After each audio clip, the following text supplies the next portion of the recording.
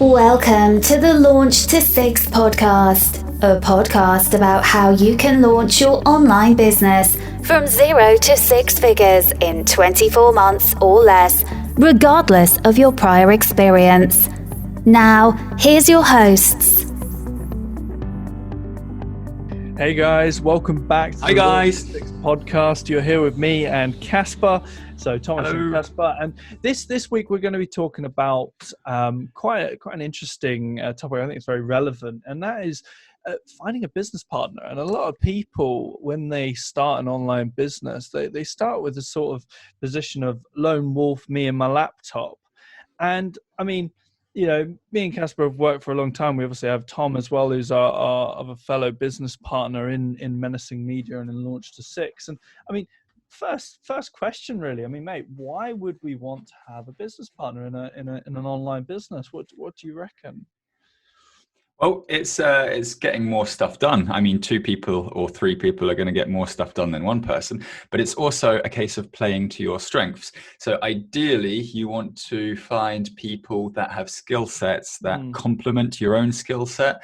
So maybe somebody that has strengths that might be your weaknesses, or kind of that has an ability to get things done in a way that you can't. Yeah, and I mean, it's a great first point, because so many, I mean, especially when you get started in business and you kind of, you know, roughly what you're like, and you know, you get started, you tend to gravitate in general towards people like you, because you're in a new environment. Absolutely. You're a bit you're feeling a little bit unknown. You're finding your feet as a business person, starting your business, and really you kind of look for those people like you, and it's a very common mistake. I mean, you know, I've certainly had it where I've worked with people in the past in my property business, and you've the same. What happened with yourself when you found that that person that you'd how did it happen? What's the story? Well, I mean, I've always kind of had an entrepreneurial spirit, and I've always kind of wanted to go into business. So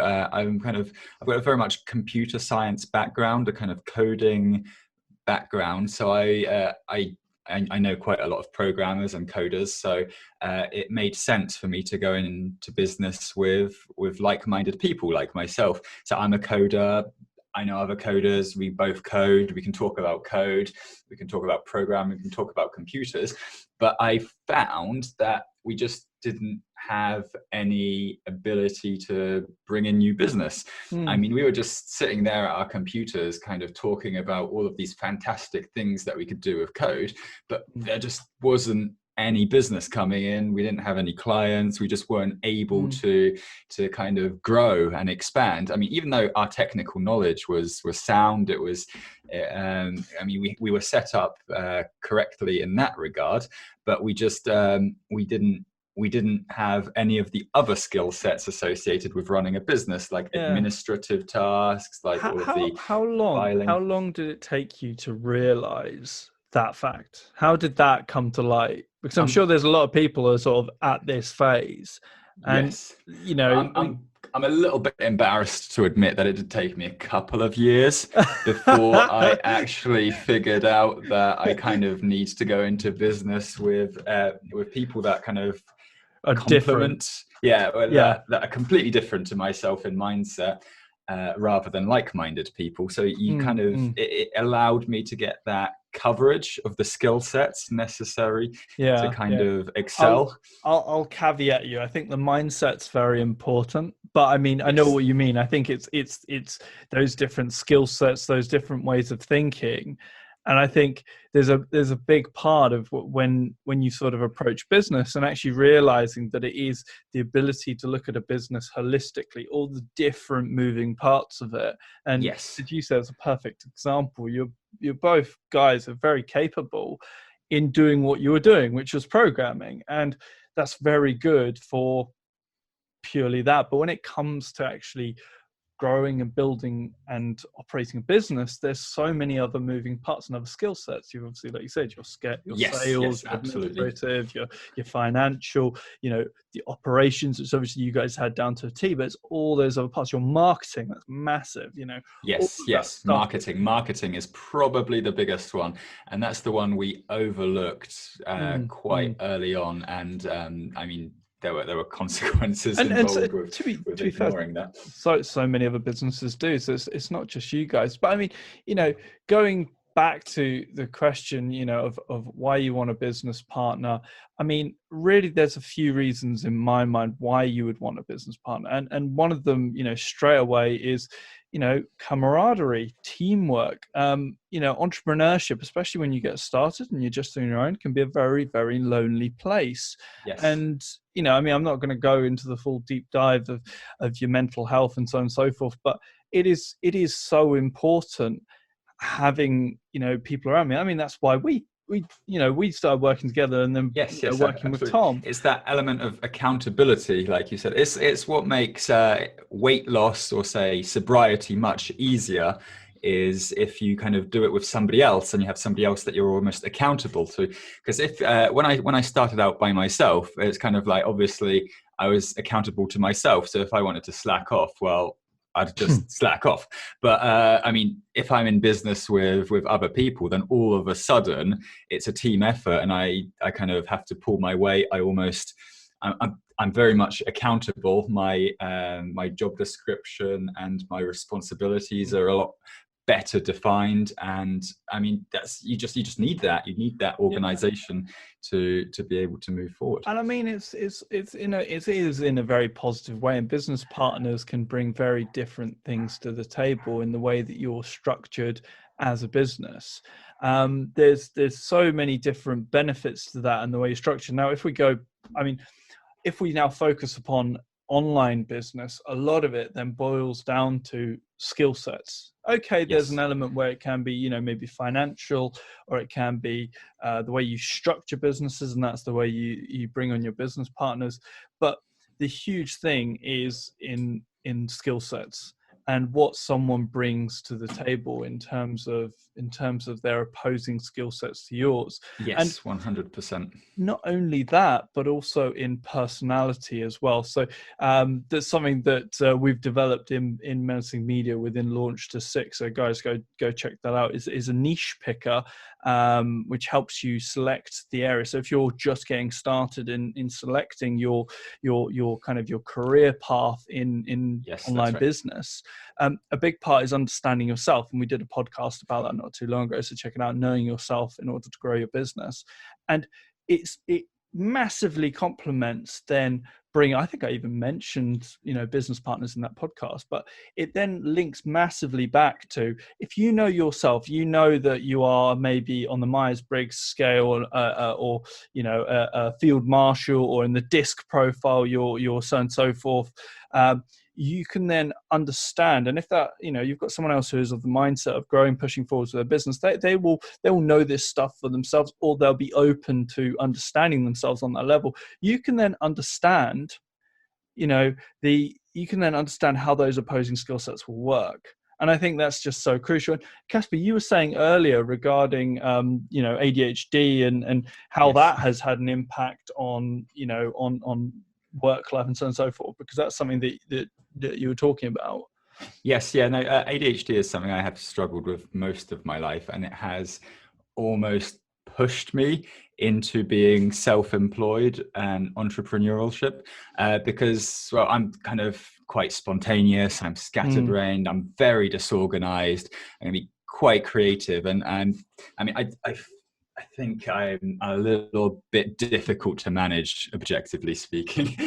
I mean, I've had a few employers kind of have words with me about my work style, or I've made comments that probably weren't well suited to the workplace. But I mean, that's just me as a person, and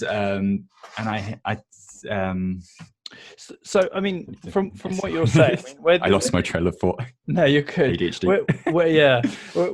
Where this links back to sort of selecting business partners and so on and so forth, it is about understanding yourself, whether or not you are of a certain sort of mindset, a way of thinking. You might, like Casper, for example, have ADHD or anything else, and having somebody who then can complement that, can understand that and work with that, because there's huge benefits to understanding absolutely. those differences. And as you say, I was not able to organize any of my paperwork, any of my financial tax this is returns, none of that stuff. Yes, this is where you come in. So this perfectly illustrates the example of kind of complementing skill sets. So you take over that responsibility where I would really objectively struggle, or it would take me 10 times as much time to carry out that work as it would you, say. Whereas on the other hand, what Casper does in terms of, I mean, at Menacing Media,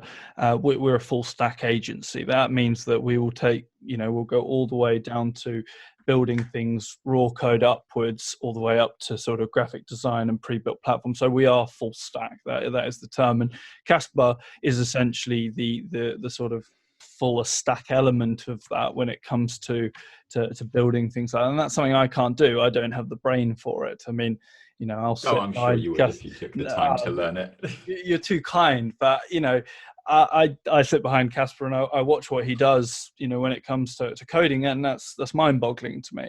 But we all have those complementing skill sets, and I think that's a really important point that I think we've illustrated quite well. And I think the other side that you mentioned that was really important was the accountability and the discipline, because a lot of people, when they start a business afresh, they've left the 9 to 5 whatever, and sometimes it can be very difficult to focus because of almost the excitement. I've started a business, I'm free. And that's very common. Whereas actually there is a bit of a process to that freedom. You need to have discipline. You need to have process. From these elements and that perseverance, you'll get results. The results will then allow your freedom and give you more of that choice. And it has to go in that form of order. And if it doesn't, it's the reason why I can't remember what the stat is, but I think it's 90+% of new startups fail in the first 5 years. And sounds about right. Something like that. I don't know the exact statistic, but this is the exact varies sector to sector. Oh, of course. Well. But the reason for that failure rate is exactly, one of those reasons is that lack of ability to focus and lack of ability to move forwards. And this is where a business partner can help.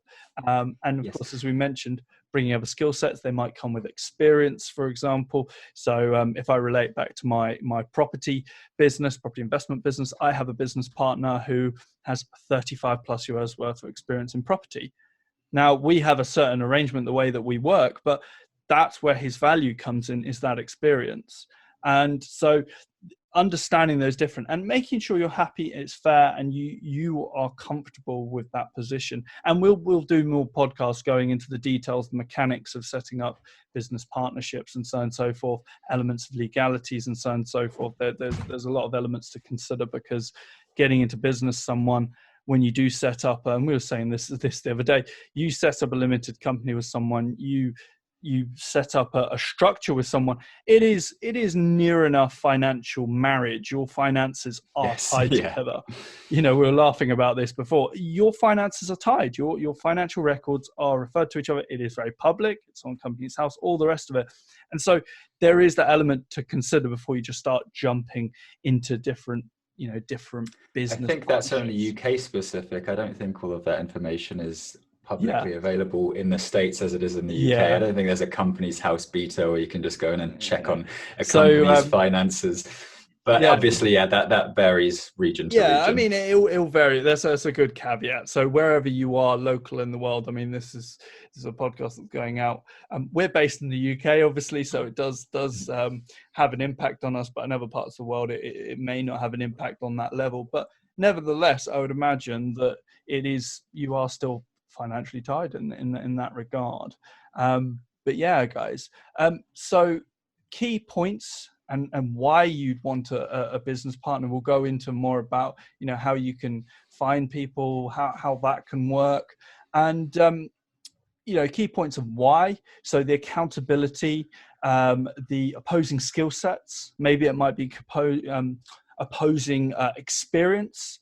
That individual, they may come in purely on a financial basis. So if your business model requires a bit of funding, that might be something where someone can come in to help you out. But obviously be aware of the varying consequences of doing that, and looking forward to the future.